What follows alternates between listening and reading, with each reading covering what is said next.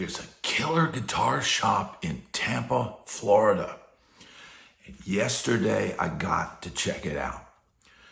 First, I'm going to tell you about our visit to the local Guitar Center. Now, it's in a not real great strip mall, and it kind of felt like, the land of broken dreams.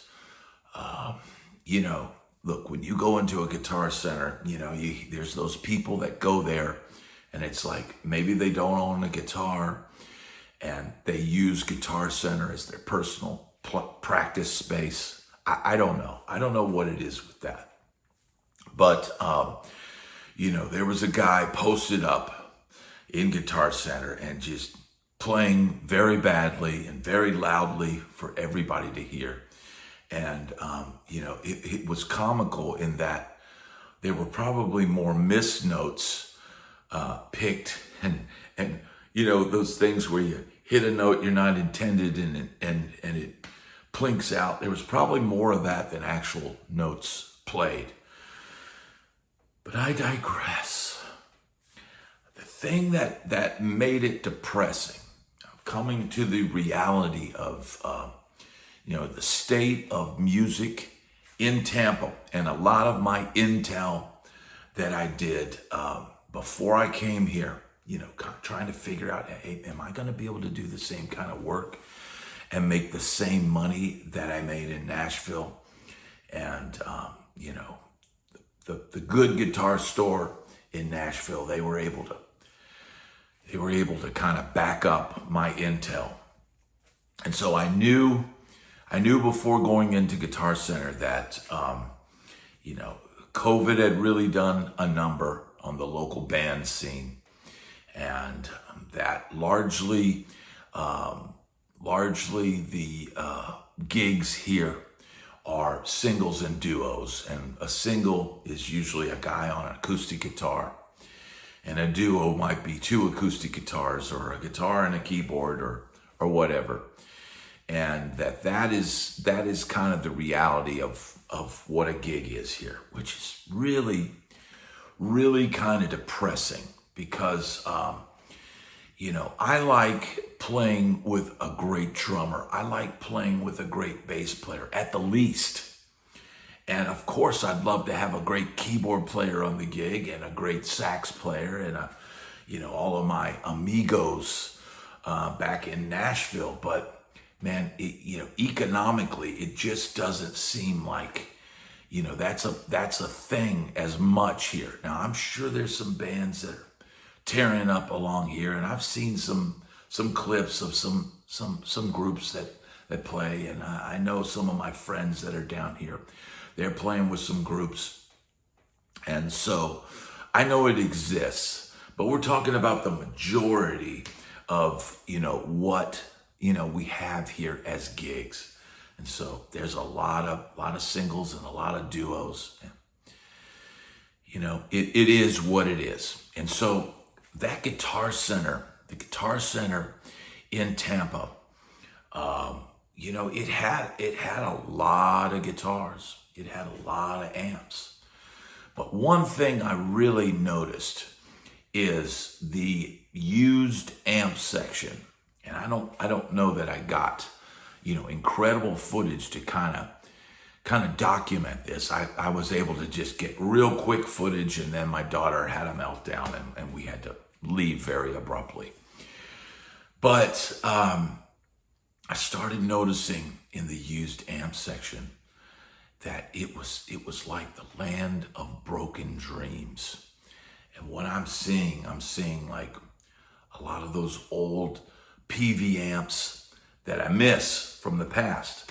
But granted, those amps are ancient now. Those are antiques. And, those are the kind of amps that were, rode hard and put up wet. I mean, a PV was an indestructible amp back in the day, right?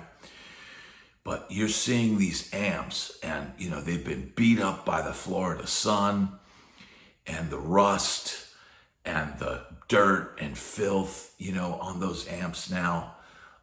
You know, okay, I'm glad that they were used, but I'm seeing all across the board just used and abused amps that somebody had really, really played a lot and played a lot of gigs. And now maybe those gigs are gone, or maybe they're older. And here they are now, those old beat up amps. And I'm not talking old Fender Deluxe and old Silverface Twins and stuff like that. No, it was like crates and PVs and Legends. Remember those Legend amps with the wicker grill cloths, just funky pawn shop amps, rode hard, put up wet, and not at rock bottom prices. Because let's be real, those are $50 and $100 amps, and the Legend amp, I think they wanted $1,100 for, and the PVs, there's $599, $499, $599. It's like, dude, these things probably need work, probably, and they're certainly not $699 amps, So I really felt like it was kind of depressing going in that Guitar Center, and yeah, they had some good guitars, and they had a few that were discounted, and there were some used guitars, and you could find some deals in there, and it was fairly busy in there. It was you couldn't get anybody to wait on you. Nobody was coming up and saying, "Hey, can I help you?"